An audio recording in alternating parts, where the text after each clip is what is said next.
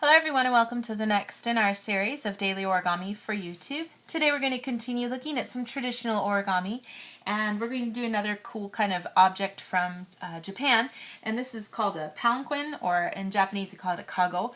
It's a part of traditional kind of Japanese culture, so it's a common image that you might see. This particular origami just uses a square piece of origami paper. You can use any size as long as it's square. I'm going to be just using standard origami paper, and I'll let you guys know how big everything is when we're done. We're going to go ahead and be using some blue paper. These objects are actually usually black lacquer though, but that would obviously be a little hard to show you guys filming here. But what we're going to do is we're going to start off with our square base with the paper. So with the color side facing down, I'm just going to fold my paper in half both vertically and horizontally. That'll let me know where the center of my paper is. Then with the color side facing up, I'm just going to go ahead and fold my paper in half both diagonally both ways.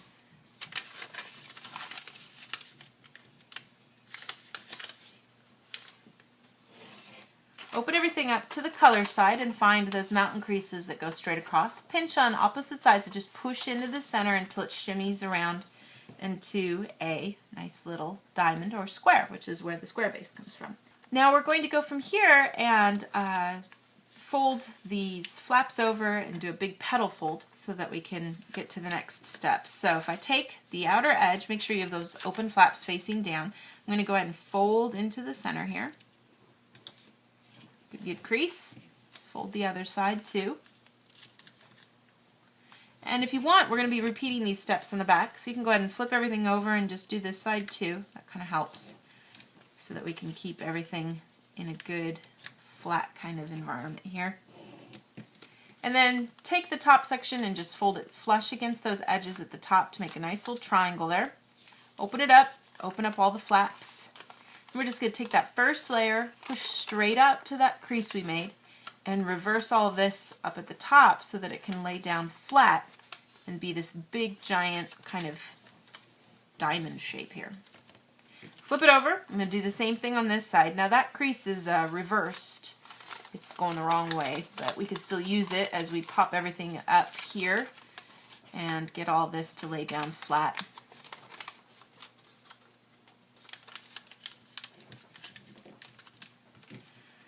And once you get both of those opened up, what we want to do is I want to make sure that I take then each of these flaps and I fold straight down to this side too. And it should now have a little kite-shaped image. Turn it around. I'm going to take that layer and fold straight down to the bottom.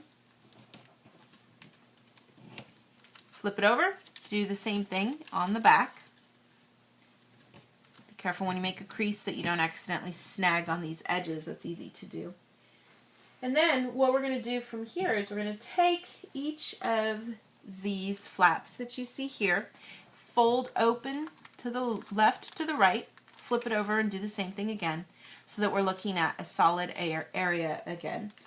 And this time what we're going to do is I'm going to just take this outer top edge and fold into the center. You want to try to keep things as sharp as you can up there at the top if you want, and we'll get all this smoothed out. I'll do this side too.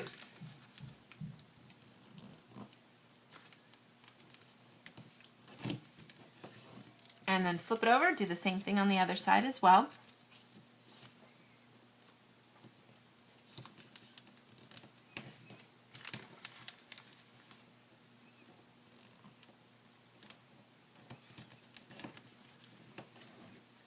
So I've got both of those folded over. Now what I want to do is I want to actually kind of open up this space just a little bit here so that when I pop open this little pocket, I want to take it and put a little pressure on it so that I can smush this part out.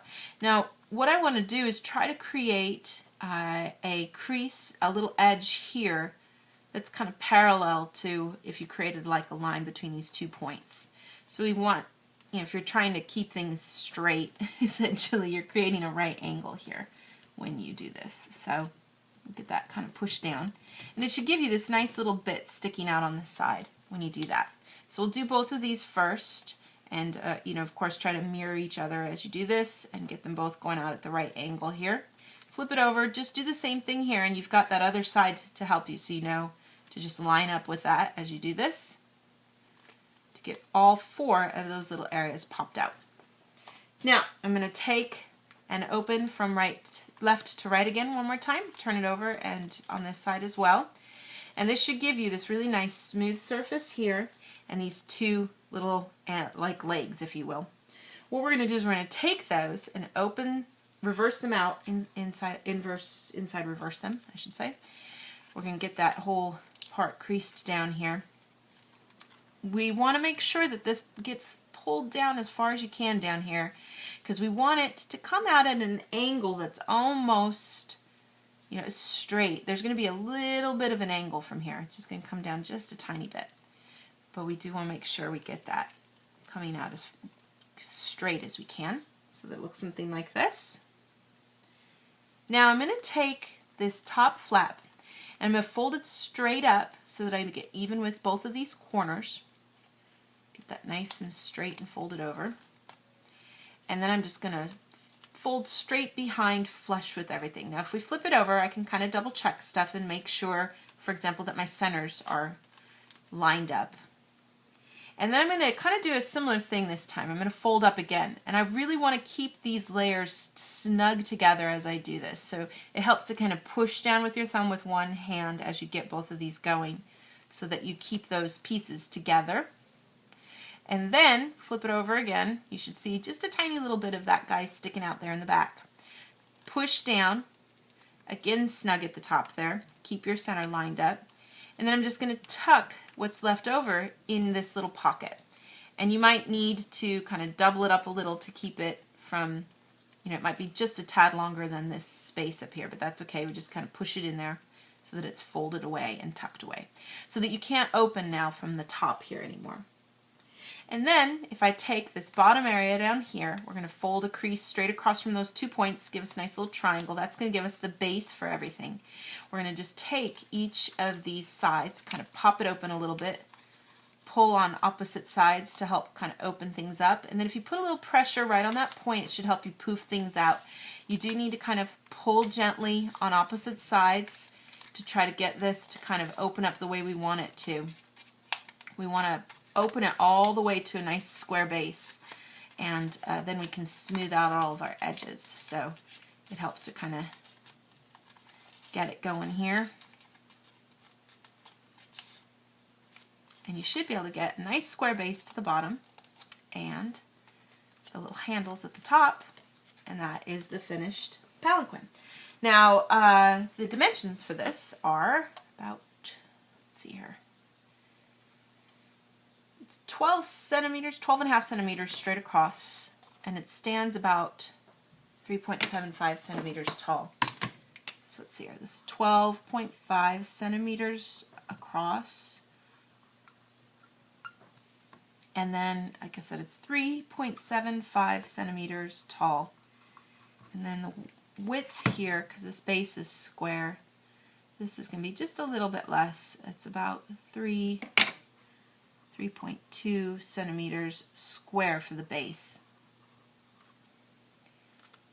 But these are this is an object that is really common that you see like for Hinamatsuri, as it's part of the decorations for that with the Emperor and the Empress. But that's just sort of our finished little palanquin, which is our finished project for today. Thank you so much for watching, and we'll see you next time.